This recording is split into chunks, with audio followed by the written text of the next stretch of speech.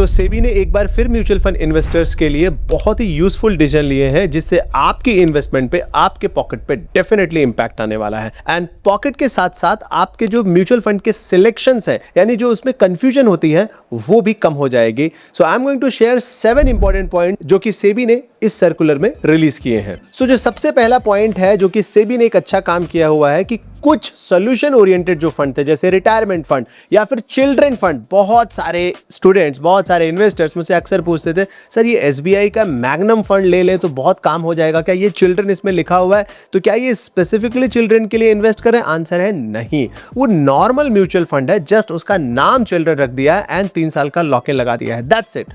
और उसी प्रॉब्लम को सॉल्व करने के लिए, ताकि लोग इमोशनली उसकी तरफ अट्रैक्ट ना हो, एक नए तरह का उन्होंने फंड ही बना दिया है एंड उसका नाम है लाइफ साइकिल फंड, यानी कि अब सॉल्यूशन ओरिएंटेड फंड्स नहीं रहेंगे। तो अगर जो लोग भी अब इन सॉल्यूशन ओरिएंटेड फंड में नया पैसा इन्वेस्ट करना चाहते हैं या स्टार्ट करना चाहते हैं, अब न्यू फंड एक्सेप्ट करने से सेबी ने रोक लगा दी, which is a very good decision. अभी थोड़ी देर में लाइफ साइकिल फंड के बारे में जब मैं एक्सप्लेन करूंगा तो आपको ये चीज बहुत क्लैरिटी से समझ में आ जाएगी। सबसे पहला एंड वेरी इंपॉर्टेंट चेंज है नो मोर फैंसी नेम्स, यानी कि अब म्यूचुअल फंड इंडस्ट्री में जैसे पहले कुछ नाम हुआ करते थे, जैसे अपॉर्चुनिटी फंड, इमर्जिंग फंड, वो सारे नाम अब जाएंगे। सीधा सीधा उनको लिखना होगा लार्ज कैप या मिड कैप या स्मॉल कैप या फिर लार्ज एंड मिड कैप या फिर मल्टी एसेट फंड। तो नाम एकदम क्रिस्टल क्लियर होगा एंड ये रूल बहुत ही काम का है इन्वेस्टर्स के लिए। कई बार जब हम एक तरफ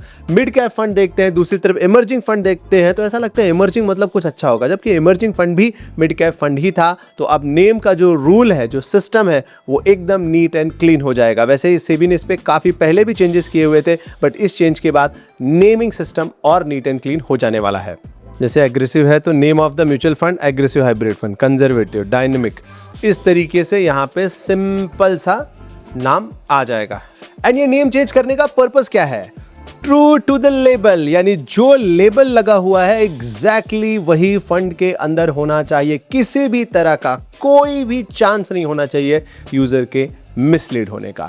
and number 2 change, retirement and children तरह के जो सोल्यूशन ओरिएंटेड फंड थे, now they are outdated, they will get discontinued, यानी कि अब उनमें नया इन्वेस्टमेंट नहीं किया जा सकता और उसके बदले क्या आने वाला है? Life cycle fund. अब ये लाइफ साइकिल फंड क्या? लाइफ साइकिल फंड का फंडा एकदम सिंपल है।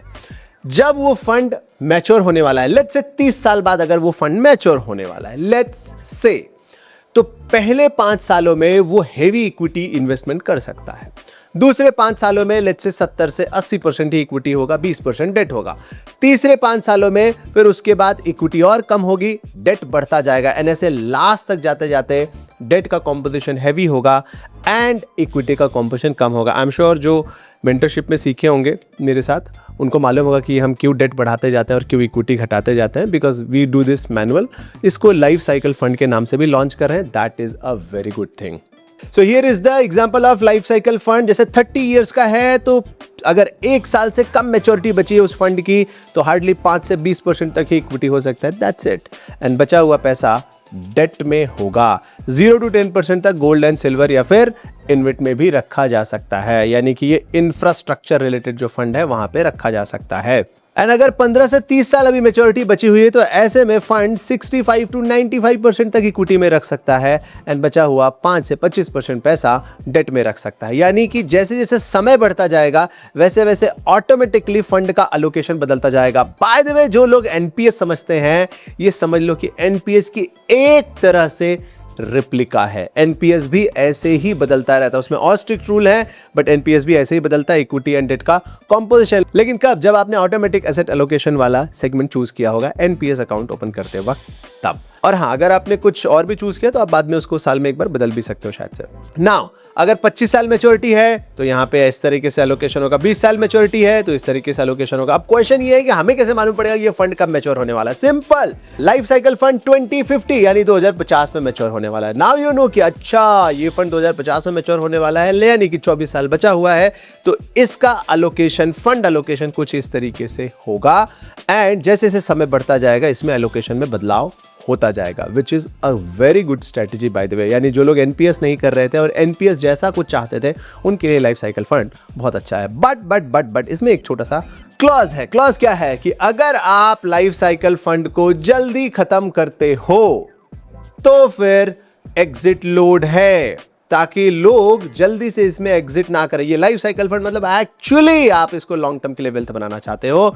सो in order to inculcate financial discipline, life cycle fund has exit load of 3% if you are exiting in first year, second year में 2% and third year में 1% and 3 year के बाद तो फिर एग्जिट लोड नहीं होगा। यानी मिनिमम 3 साल तो इसमें रखना। ये समझ लो कि ELSS जैसा है, 3 साल का लॉक इन टाइप का समझ लो, बट लॉक इन एक्चुअली है नहीं, बट एग्जिट लोड से वो ट्राई कर रहे हैं कि आप उस फंड में रहो। सो अभी तक ये फंड एग्जिस्ट नहीं करते। देखते हैं कौन सा फंड हाउस सबसे पहले लॉन्च करता है। जो लोग 55 साल के हैं, 50 साल के हैं, उनके लिए ये फंड बहुत अच्छा काम करता है, जहाँ पे उनको क्लियर कट पता होता है कि मैच्योरिटी इस फंड की इस टाइम के है, तो मैं अपना पैसा इसमें शांति से डाल दूँ। जिनको ज़्यादा ओवरहेड नहीं चाहिए, सिंपल स्ट्रैटेजी रखनी, उनके लिए फंड अच्छा काम कर सकते हैं। नंबर 4, लो ड्यूरेशन फंड के जो नाम है वो भी बदल करके अब वो ultra short to short duration fund नाम हो गया, which is a good thing. हाँ, इसमें बहुत कंफ्यूजन होती है, इवन कई बार मुझे भी कंफ्यूजन हो जाती है। मैं इसको कंटिन्यूअसली देखता रहता हूं। अब आप देखो यहाँ पे low duration fund, short duration fund, ultra short duration fund, ये सब ऐसे लगते हैं कि सिमिलर ही है। तो इनमें नाम में थोड़ा सा चेंज हो रहा है। खास करके जो लो ड्यूरेशन फंड है उनका नाम ultra short duration to short duration fund हो रहा है, which is a good thing. जो लोग डेट फंड यूज करते होंगे उन्हें इसके बारे में आइडिया होगा। नाउ द 5th, जो कि इंडस्ट्री के लिए बहुत ज्यादा इंपॉर्टेंट है। बहुत सारे ऐसे फंड हाउसेस हैं जिनके पास 2 फंड है और उनमें बहुत ज्यादा ओवरलैपिंग है। उस ओवरलैपिंग को सॉल्व करने के लिए सेबी ने क्लियरली बोला है कि आपको इन दोनों फंड को मर्ज करना होगा। यानी कि ओवरलैपिंग अगर फंड के बीच में बहुत ज्यादा है तो फंड को मर्ज करके एक फंड बनाना होगा, विच इज अ गुड थिंग। और वो नंबर क्या है? 50%। 50% से ज्यादा ओवरलैपिंग नहीं होनी चाहिए। कई बार फंड हाउसेस सिमिलर तरह का फंड 2 अलग अलग बना करके रखते हैं एंड उनमें 50% ज्यादा की ओवरलैपिंग होती है, यानी कि उसमें स्ट्रैटेजी वाइज कोई बहुत बड़ा डिफरेंस नहीं है। ऐसे में एक फंड इज गुड इनफ। तो यहाँ पे सेबी ने क्लियरली बोला है कि जो ऐसे ओवरलैपिंग फंड है सेम फंड हाउसेस के अंदर, उसको मर्ज किया जाए। इसका मतलब है कि नंबर ऑफ म्यूचुअल फंड कम होने वाला है, which is a good thing to select. और इससे एक और फायदा होने वाला है, जो इतने सारे NFOs आते रहते हैं ना, वो भी डिसअपीयर हो जाएंगे, which is a good thing.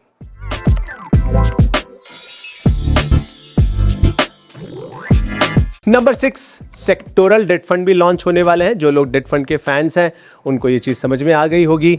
जैसे banking and PSU date funds हैं जहां पे पैसा बैंकिंग और PSU को दिया जाता है, बिल्कुल वैसे ही और भी सेक्टोरल फंड लॉन्च होंगे, विच इज़ अ गुड थिंग। अगर कोई किसी पर्टिकुलर सेक्टर में इन्वेस्ट करना चाहता है तो वहां पे इन्वेस्ट कर सकता है। Number 7, which is again good for the investors, monthly overlap disclosure. यानी कि जो 2 फंड है अगर उनमें कितना मंथली ओवरलैप हो रहा है इसका डिस्क्लोजर किया जाएगा, विच इज अ गुड थिंग। जिससे इन्वेस्टर्स को समझ में आएगा कि भाई ये दोनों फंड तो लगभग सिमिलर है, उससे उनको मर्ज करने में आसानी होगी। I will tell you one story. एक मेरे स्टूडेंट थे जो बहुत टाइम पहले आए थे, उन्होंने बैच ज्वाइन की थी हमारी, तो उनके पास 36 म्यूचुअल फंड थे। और जब मैंने उनको बताया कि ये सब ओवरलैपिंग है, इसको मर्ज करो, तो ही वाज लाइक हेजिटेंट कि नहीं मेरा तो डाइवर्सिफाइड है। तो भाई नंबर ऑफ म्यूचुअल फंड मतलब डाइवर्सिफिकेशन है। अगर दोनों म्यूचुअल फंड सेम ही चीज़ ले रहे हैं तो फिर काहे का डाइवर्सिफिकेशन? अगर आपने एक कोको कोला की बोतल मान लो एक दुकान से खरीदी और दूसरी जगह से आप दूसरी कोको कोला की बोतल लेने जाओगे तो टेस्ट थोड़ी डिफरेंस हो जाएगा। वो बैकग्राउंड में सिमिलर ही चल रहा है। बिल्कुल वैसे ही यहाँ पे बैकग्राउंड में स्टॉक्स अगर सिमिलर चल रहे हैं तो म्यूचुअल फंड का डिफरेंट लेकर के फायदा नहीं है। तो ज़्यादातर ऐसे 30, 32, 35, 10 के ऊपर म्यूचुअल फंड की मुझे नहीं लगता जरूरत है। मतलब 8 के ऊपर, 6 के ऊपर भी जरूरत नहीं भाई। 6-7 में मोर देन में इतना काम हो जाता है आपकी SIP में। एंड नंबर 8 वाला जो चेंज है वो बहुत काम का है। इक्विटी फंड्स अब गोल्ड एंड सिल्वर को भी होल्ड कर सकते हैं, विच इज अ गुड थिंग। अगर फंड हाउसेस को ये लगता है कि गोल्ड एंड सिल्वर में थोड़ा कॉम्पोजिशन हमें रखना चाहिए तो बिल्कुल अब वो रख सकते हैं। नंबर 9, फंड ऑफ फंड अब और स्टैंडर्डाइज हो जाएंगे, चाहे उनमें पैसिव हो, एक्टिव हो, नेमिंग कन्वेंशन वाइज हो, विच is a good thing. And number 10 point की कितने टाइम में होगा? 6 महीने का समय है इन सबको कंप्लाई करने में। जहां तक है 6 महीने में इंडस्ट्री इसको कंप्लाई कर लेनी चाहिए। इसके अलावा और भी छोटे छोटे चेंजेस हैं, जैसे लार्ज कैप में जो पहले 65% तक लार्ज कैप में रखना होता था म्यूचुअल फंड हाउसेस को, अब वो 80% तक बढ़ा दिया गया। यानी कि लार्ज कैप म्यूचुअल फंड को 80% पैसा लार्ज कैप में ही रखना होगा। 20% of course here and there they can go. ऐसे ही अलग अलग म्यूचुअल फंड्स में इक्विटी में चेंजेस किए गए हैं, चाहे वो हाइब्रिड हो, चाहे वो मल्टी एसेट एलोकेशन हो, हर जगह पे थोड़ा थोड़ा एसेट एलोकेशन चेंज किया गया है। और इसमें 80% तक का उस पर्टिकुलर कैटेगरी में एलोकेशन ले जाया गया है। पहले ये 65-70% के आसपास हुआ करता था। इसको मैं एग्जांपल से समझाता हूं तो आपको एकदम क्लियर हो जाएगा। जैसे कि लार्ज कैप फंड है, तो अब लार्ज कैप फंड में 80% जो टोटल एसेट होगा वो लार्ज कैप का ही होना चाहिए। पहले ये 65 तक का लिमिट था, तो अब वो 80 तक आ गया है, which is a good thing. By the way ये चीज जो है स्मॉल एंड मिड में नहीं की गई है, स्मॉल एंड मिड में अभी भी 65% है, बट और भी जगह पर जैसे डिविडेंड वाले हैं तो 80% उसका टोटल एसेट, यानी उस पर्टिकुलर सेगमेंट में जिस कैटेगरी में ये बोल रहे हैं उस कैटेगरी में होना चाहिए। वैल्यू फंड 80% वैल्यू में ही होना चाहिए, कॉन्ट्रा फंड 80% उसी में होना चाहिए, रिलेटेड इंस्ट्रूमेंट्स में, यानी कि जिस इंस्ट्रूमेंट से रिलेटेड आपने म्यूचुअल फंड बनाया है उसमें अब 80% तक का सीलिंग ले जाया गया है, which is a good thing. So ये कुछ चेंजेस है जो कि सेबी ने किए हैं, एंड आई एम श्योर ये सब इन्वेस्टर्स के बेनिफिट के लिए है, चाहे वो नाम चेंज हो, चाहे वो एसेट एलोकेशन चेंज हो, चाहे वो लाइफ साइकिल फंड इंट्रोड्यूस करना, एवरीथिंग जिस तरीके से सेबी इन्वेस्टर्स के हित के लिए करता है ना, अमेजिंग। बिल्कुल इसी तरीके से लर्निंग IRDAI को लेनी चाहिए, एंड इंश्योरेंस इंडस्ट्री को भी बिल्कुल इसी तरीके से अपग्रेड करना चाहिए, खास करके यूलिप रिलेटेड प्लान। एंड इतनी ज्यादा मिस सेलिंग हो रही है, इसीलिए हमने इस पर डिटेल वीडियो भी बना रखा है मिस सेलिंग पे। Just go and watch this video and it will give you a lot of learning. So मिलते हैं नेक्स्ट वीडियो में। Thank you so much, bye and जय हिंद।